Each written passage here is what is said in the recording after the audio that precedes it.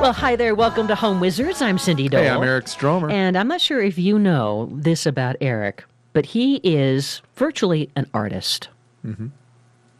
And you come from these great creative parents. Yeah. And your dad, especially, with his selling art. That's it. I grew up in the fine French Impressionist art business. My dad was an art dealer, and I learned from him and from being in that environment not only how to paint and draw and be creative, but how to hang and showcase and feature works of art and how to light them and how to pick the right size and the scope of the size for a specific room, How to and the frame pattern, them. anything from decorator type art to standalone pieces that really See? want to command all the attention.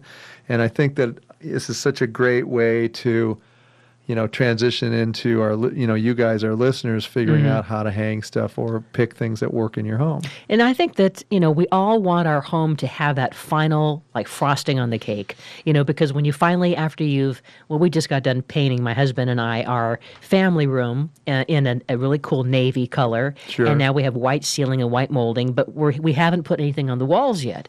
And so I thought this would be a good time for you to help give us some guidance, because it's not just about the colors in the painting, but it's the color and the type of the molding or the frame and the placement and how much space. I mean, do you have a really big single picture or a cluster of three?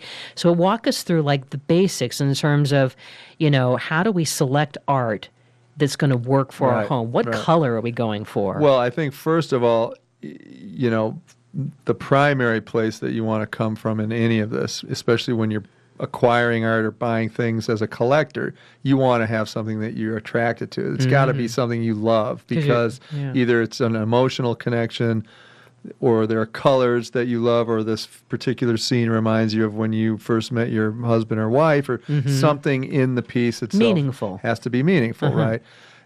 Even if you're just buying stuff to feature, to fill up a college wall, in a dorm room, you're not just going to get random images. You want to have things that have some personal attachment to you. So that's number one. Oh, so I can see you in college saying, "Hey, come look at my artwork." Is that what happened? I had a bunch of great stuff hanging up. Yeah, because I love just cool images are really exciting for me. And now that the land of the internet and Google Images, man, you can print stuff off the internet, blow it up, and the resolution's so high that it really looks amazing. Photography has come such a long way. Even pictures from an iPhone can be blown up, and the resolution is so high that you can get these great images. And making prints now is not that expensive. There's a bunch of services online that you can send your negatives to, and they'll send you back a 24 by 24 inch print for under $100, which 10 years ago wasn't even possible, right? So this is a great time for photography and a great time for being a collector. So number one, first and foremost, is something that appeals to you either emotionally or just the scale of it or the visual component. Number two, what do you want to have this thing framed in? Is it something that needs to be in a shadow box? Is it something that has to be somewhat airtight that will keep it from being affected by climate over the years? For example, things like, vintage record covers, right? Or old photographs that that could disintegrate with time, being out in the elements. Is this piece going to be in a window that's sunny? Because that can affect the color palette. You can clearly bleach things out, especially in photography. Where is it going to live? And then from there, how am I going to light it? How am I going to see this at night when the lights are off? Is there a reflector in my future that's going to go on the piece itself?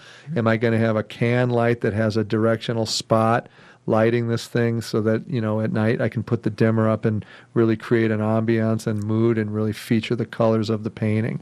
So those are some things that are interesting to think about.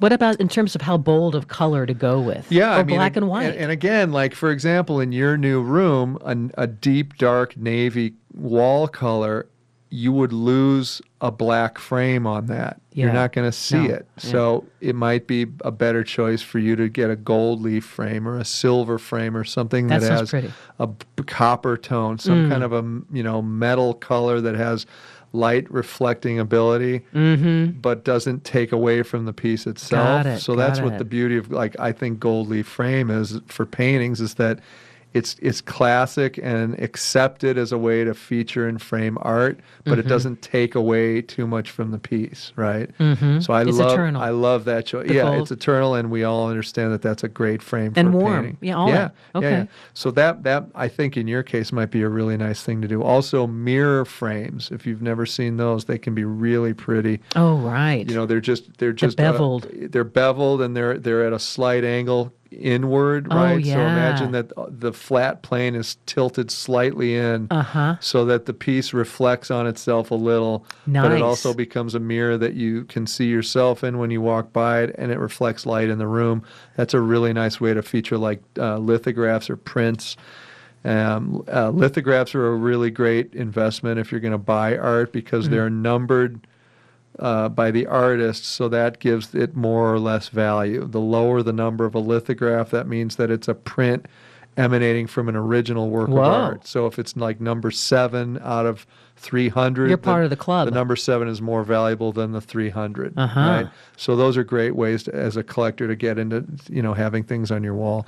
Photographs, black and white pictures, things that you already probably have that you could take, like an old Polaroid picture, to a printer or to Kinko's, have them blow it up and make it an 8x10, and maybe a collection of family photos from back in the 60s or 70s that you're keeping in sort of a triptych, Like a or collage 3 or 4 panels that uh-huh. have the same frame, but the pictures are slightly different, and you got them just from photos you already had that you blew up, and the art can look really great that way. So that's another really great and expensive way to do it.